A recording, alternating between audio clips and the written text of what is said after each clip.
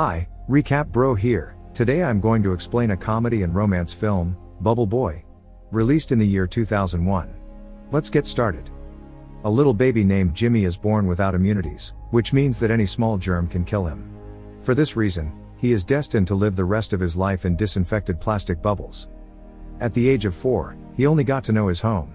His mom didn't let him have friends, always overprotecting him in everything. His parents prepared him a totally plastic room, with a big bubble inside with retractable arms. He was raised by his mother, who isolated him from everyone, but he saw it as something normal and even cute. At 16 he was given a guitar, but he still knew about the world only what his very religious, strict, and closed-minded mother had taught him. While playing the guitar, he would look out the window and see his neighbor, Chloe. Day after day he watched her and felt attracted to her. One day Chloe's friends drive her home and tell her that he lives next door to the Bubble Boy. Amidst her rumors, jokes, and criticism from them, she defends him. These comments make her curious, so she decides to knock on her neighbor's door. Her father answers, but he ignores her, concentrating on the jokes he was reading in a magazine. Chloe passes inside the house, looking at the large ventilation pipes leading to Jimmy's room. She starts to follow them until she reaches Jimmy's room. Just as he arrives, he sees him fall over while playing over his favorite movie but is distracted by looking at Chloe's breasts. She smiles, understanding the game because it was also her favorite movie. Jimmy introduces himself, and before Chloe does, he steps forward, saying that his mom taught him that she was called Chloe the neighbor slut. She, far from being offended, tells him that he's wrong because more than a harlot she's a witch. But Jimmy is not able to understand her sarcasm. Chloe is surprised by the guitar and tells Jimmy that she would come back the next day to teach him how to play it. They began to spend time together, sunbathing from the window, laughing, playing, dancing, getting haircuts, and dressing up. On his birthday, completely drunk, Chloe enters Jimmy's room through the window and tries to enter his bubble through the food door, saying that all she wanted on that birthday was to be with him. She kept insisting until, just before giving herself a kiss through the glass, she falls asleep. After that, the days passed and Chloe's graduation day arrived. Jimmy was happy for her, but he had to watch another boy come for her. Eventually, Mark, the obnoxious and petulant prom boy, becomes Chloe's boyfriend. After a while, Chloe tells Jimmy that Mark asked her to marry him, and she wanted to know his opinion. On top of that, she brought a gift to her precious friend. However, Jimmy angrily ignores her and the gift. Chloe says goodbye to him, and once he left, Jimmy opens the gift and sees that it is a crystal ball that says "I love you," regretting his attitude. So begins Jimmy's plan to create a bubble suit to go find Chloe and avoid her marriage in Niagara Falls. Already equipped, he leaves his house, but from the beginning, he begins to have complications. First, on his way down the stairs, he falls down the stairs without being able to control himself. Once on his feet, he wanted to go out the door, but his bubble would not go through. After forcing it, he managed to get through, falling on the lawn of his yard. Once outside, he began his journey. He ran until he found a bus stop, but when he wanted to buy the ticket, he didn't know that his few coins were not enough to pay for it. Walking down the road, Jimmy gets in a van with a strange group of people.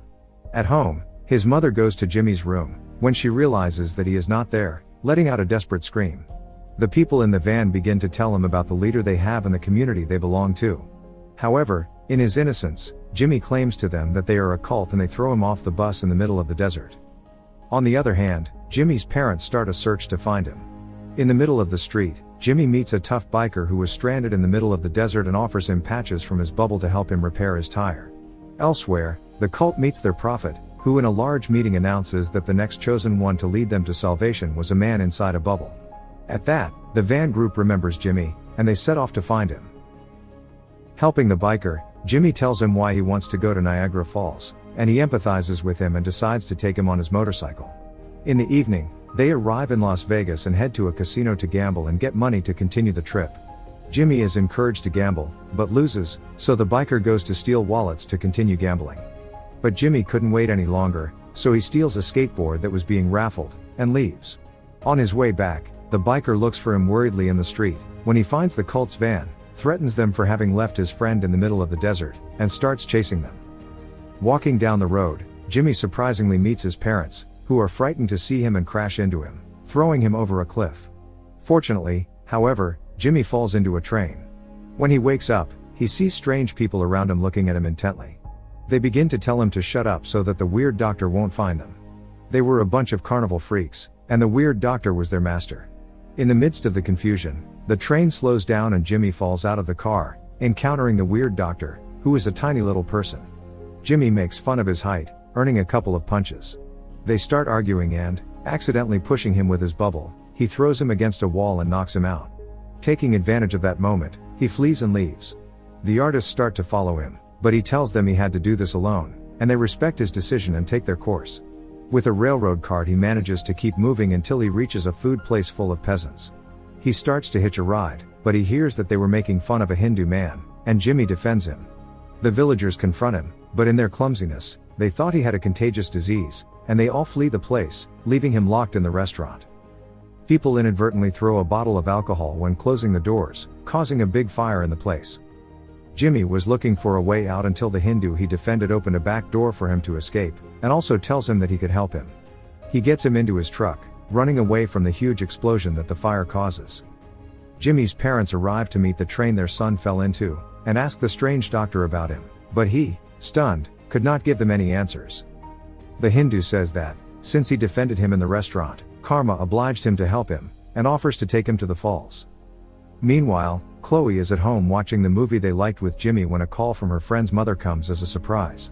She blamed her for her son's escape and cut the call short without the girl being able to say anything. Jimmy's parents wait at a station next to the weird doctor to hear from Jimmy or the artists when they hear noises and realize that the artists were stealing Jimmy's parents' car. This is how this trio, helped by the doctor, steals a van to go on their way. Jimmy has a nightmare and wakes up screaming, causing the Hindu to accidentally hit a cow. Crying, the Hindu tells him that he sinned against his goddess, and Jimmy, in an attempt to console him, tells him that his religion is nonsense and that he shouldn't worry. Angrily, the Hindu throws him out, as he sits surrounding the corpse of the cow with flowers. The motorcyclist, followed by a large troop, interrogates the Hindu, who is sitting next to the corpse of the cow, as to whether he saw the van of the sect. On being told no. As she prepares for her wedding, Chloe confesses to her sister-in-law that although she wanted a relationship with Jimmy, she thought it wouldn't work out, but she regretted it. Already at night, Jimmy was still walking through the desert until he reached a town where he asks for a cab, but the taxi tells him that he needed $500 to take him. Looking for a way to get the money, Jimmy goes into a bar where they gave you exactly that amount in exchange for competing in challenges. Jimmy accepted, and mud wrestled with women in bikinis, emerging victorious from the match and taking the money. However, as he was heading for the cab, the cult van intercepted him. They held him down and took him away so they could release him from the bubble. As he was being taken down the street, he was spotted by the freak artists in the car, who decided to come to his rescue. They pretended to be people from the cult, frightened the group, and took Jimmy. When the costumed artists were taking Jimmy away, the bikers arrived and started to fight all against all, artists, bikers, and cultists. In the middle of the confusion, Jimmy took the opportunity to get into the cab and run away. While he was on his way to Niagara, in the cab driven by an old man named Poppy, everyone followed him. The next morning, when Jimmy woke up, he realized that Daddy had fallen asleep or dead, and with a swerve, he fell onto the road. He got up and went to a store where he called Chloe to let her know he was coming, but Mark was the one who answered, saying very hurtful things to get rid of him. Jimmy hangs up and decides to call the weird doctor, to propose himself as a freak for the fair, but his mom is the one who answered his call, and that's how they managed to reach him. His parents show up, but before heading home, his mom goes to the bathroom. While they are alone, his dad tries to chat with him. Looking at his son's face, he decides to let him go on his way and achieve what he fought so hard for. The mother, seeing him leave, chases after him again, but is joined by the cult's van, the artist's car, and the biker's ice cream cart. He was running from everyone when a small plane takes him up with it. When he saw the aviator, he thought it was Poppy, the old man from the cab. But it was actually Pippi, his twin brother.